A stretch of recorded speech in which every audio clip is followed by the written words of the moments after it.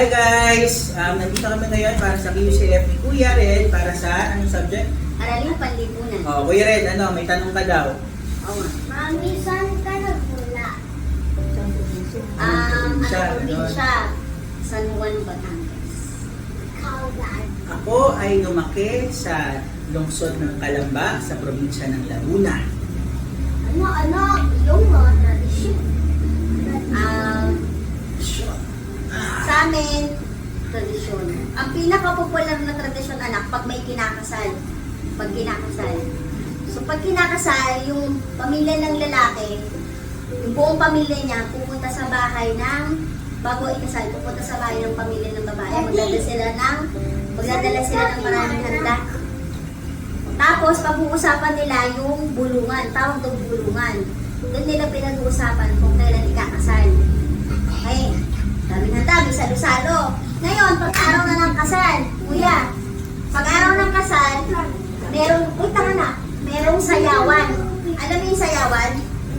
The night before the wedding, darating yung mga bisita, may tugtog doon, sasayaw sila.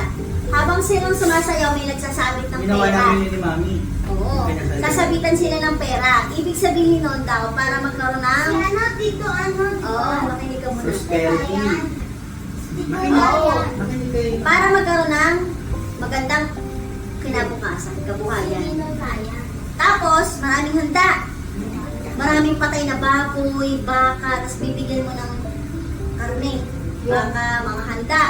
Ang ibig sabihin nun, be, iaalay dito sa mga ninumating. Mas maraming nagpupunta ng mga tao para tumulong, para matapos sa event. Yun ang What do you tradisyon say sa to amin. Mami? Salamat.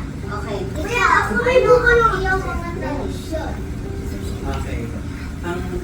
Ang Calamba City ay kilala dahil ito ay lugar kung saan pinanganak ang ating Ito kami lang. pamasang bayani na si Sinong pambansang Sino ang bayan? pamasang bayani? Jose Rizal. Jose Rizal. Okay, oh. Kaya may mga tradisyon kami na tuwing araw ng kapanganakan ni Jose Rizal, tsaka nung araw na siya ay namatay, ipinagdiriwang yun ang lungsod namin. Pero din kami mga salita na doon ko lang natutunan kasi dati taga-Caloocan kami sa Manila.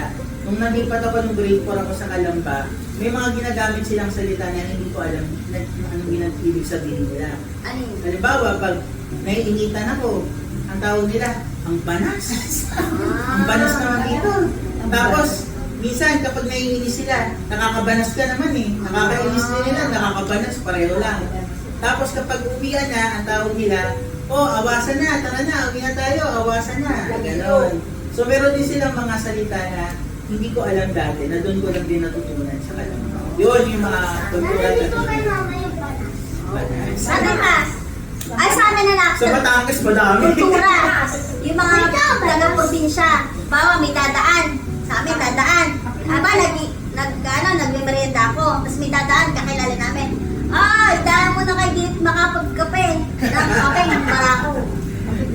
Daan mo na kay Dinit makapagkape ng kape ng barako. Sinasign mo na kayo. Yan, so ikaw Kuya Red ay magkahalong Batanggenyo, At, Lagenyo, nasa Calambenyo, at dahil nasa Mandaluyong ka na, Madaling. isa ka ng Mandaluyong. Anong probinsya nyo? Mandaluyong. Anong kultura sa Mandaluyong? Hindi probinsya ang Mandaluyong, yun ang lungsod. Lungsod. Anong... Mandaluyong. Ang Ikaw? tradisyon, may tradisyon ba sila dito? Meron tayo diba, ano ngayon, yung naglalaba? Labaday. La Bandera Festival? Oh, Labandera Festival. Yung pista na ang mga lalaki ang naglalaba, kaya gusto nila na maglabandera. Okay na? Okay na? Bye, guys. Sagot ba namin yung Sagot? tanong mo, Kuya Red? Yes. Maraming Okay. salamat! Salamat. Okay, thank you.